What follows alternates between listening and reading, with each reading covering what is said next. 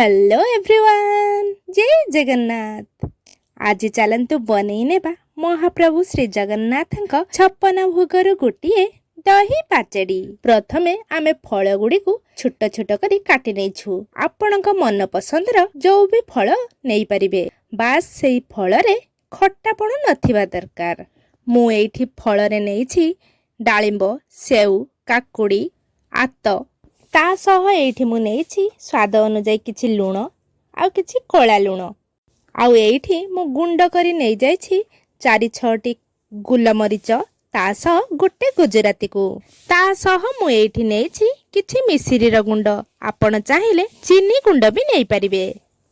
एबे चलंतु गोटे बाउल रे किछि दही नै जिबा, ता ऊपर पके नेबा स्वाद अनुଯାयी लूण आ कला लूण, ता ऊपर कुटी रखिथिबा गुलमरीच आ गुजराती र गुंड, आ एठी पके नेबा किछि मिश्री र गुंड।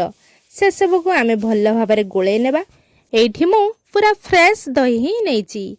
आपण चेष्टा करिवे फ्रेश दही नबा पई, से दही रे जेमिति खट्टापण नथिबो।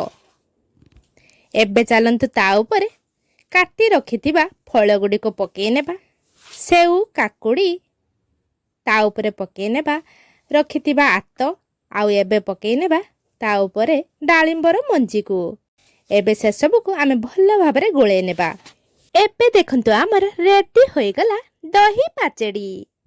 आपण एमिति बनै किछि भी उषाव्रत मानकरे खाई परिबे।